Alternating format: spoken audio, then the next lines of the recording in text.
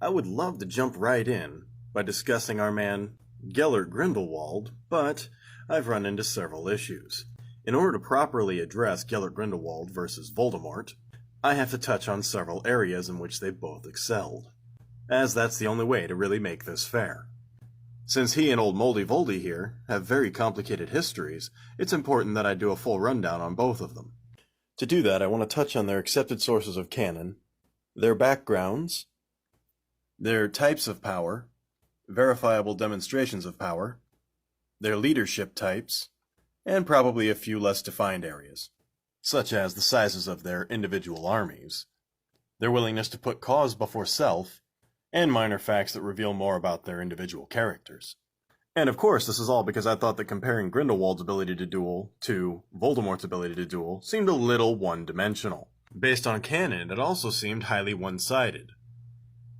So, let's get down to business.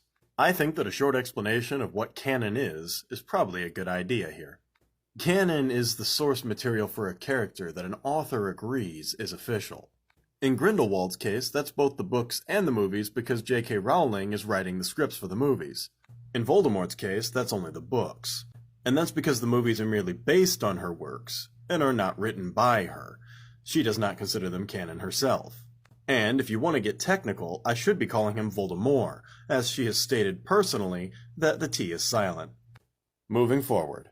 Grindelwald is a man so charismatic they had to cut out his tongue to prevent him from convincing more guards to join him while he was being held by MACUSA, the Magical Congress of the United States of America.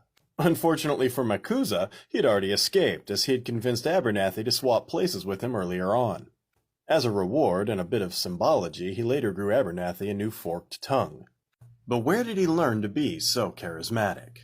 Well, thanks to Rita Skeeter, we know that he was expelled from Durmstrang due to his dark experiments and near-fatal attacks on other students. After his expulsion, he moves in with his great aunt, the wizarding historian Bathilda Bagshot, in Godric's Hollow in England, where he lived next door to none other than Albus Dumbledore. Both he and Dumbledore being ambitious, talented, and idealistic young teenagers, they quickly became friends. Indeed, they shared many of the same ideas, with only minor differences. That includes the idea that wizards should rule over muggles. And the two are said to have even planned a revolution together, as Dumbledore's portrait revealed at the end of Harry Potter and the Deathly Hallows. "You cannot imagine how his ideas caught me, Harry, inflamed me. Muggles forced into subservience, we wizards triumphant, Grindelwald and I, the glorious young leaders of the revolution." Stay tuned for part 2.